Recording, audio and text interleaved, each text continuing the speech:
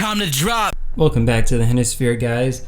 It's time to rank Powder Keg, A Blast in the Wilderness at Silver Dollar City in Branson, Missouri. Once again, I love this park so much. All of the roller coasters are so unique. This one is one of the most unique ones you can find. It used to be BuzzSaw Falls, which opened in 1999, but then had to close. I'm not 100% sure what happened to BuzzSaw Falls, but eventually it closed. That one was built by Premier Rides and designed by Stengel, but then when it closed, it was redone by S&S. So S&S did an amazing job with this. I'm going to assume it opened in 2004, maybe it was 2005. Don't know for sure, but what an incredible job they did with this to redo some of the track and the layout from what it used to be. It used to be a water coaster, and now it's just a standard roller coaster. Well, really, it's anything but standard because it features an incredible launch to start off with after a unique transfer track section. And then you go through a nice layout. It's not the longest in the world, but it is very smooth. And then you end with a chain lift,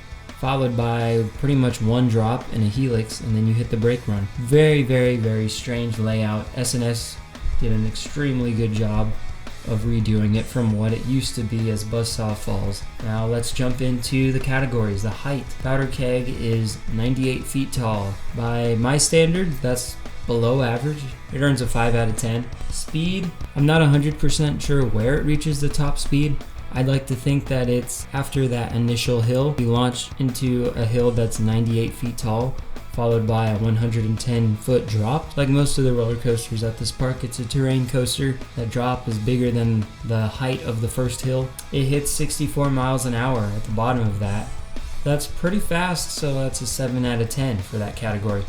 Drops, like I said, 110-foot drop. I believe that's after the launch. It could be at the end of that chain lift though. That is an average drop. It's not that steep. It's only going to earn a 7 out of 10. G-forces. That initial launch is so forceful. S&S is known for their drop towers and their scream and swings, which used compressed air, and this is no different. This is a compressed air launch. 0 to 53 miles an hour in 2.8 seconds. You really feel it. And it's super fun to watch off-ride footage of this. It earns a 7 out of 10. And wow factor. I would say that this coaster, riding it, makes you say wow. Knowing what it used to be and how it's changed, that also makes you say wow. It's just so unique. Earns an 8 out of 10. Add up those 5 categories, you get 34 out of 50, which isn't bad. It's towards the top of the pack there.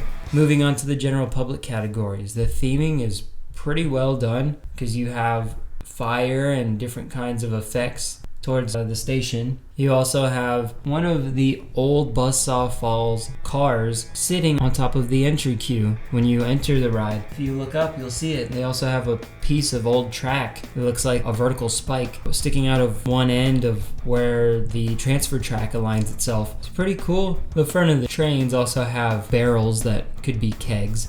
So it's a pretty good themed ride. You have barrels and crates all around the station and entry queue house. So I like the theming on this a lot. It's going to get a 5 out of 10. The restraints on this are just like S&S Scream and Swings. It's a lap bar that comes around from the side rather than a lap bar you pull down from in front of you or between your legs. These are very comfortable, honestly. I don't have anything bad to say about them. 8 out of 10. The layout is so unique with that transfer track into a launch followed by a lift hill towards the end. That earns a 7 out of 10.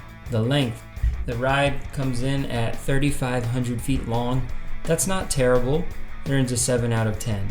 And last is the smoothness. I can tell you this ride is very smooth and it kind of shocked me. I didn't really know what to expect from this S&S ride. I don't think I've been on many S&S manufactured roller coasters, but I thought it wouldn't be anywhere near like B&M in terms of smoothness, but it was.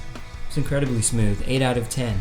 Add up these 5 categories, you get 35 points for the general public categories. Adding this to your original 34 points, and you get 69 out of 100. Very, very good score. It actually beats Wonder Woman Golden Lasso by 1 point. And some of that you can attribute to uniqueness. I know that Wonder Woman has better pacing and it has incredible ejector airtime, but this ride, Powder Keg, is statistically superior in most ways, and It's so unique and it's just different. It's awesome. So that is Powder Keg, Blast Through the Wilderness at Silver Dollar City. Check back again for 2 more roller coaster rankings from this same park. That's coming up next. Thank you for watching. That was another day in the Hennisphere.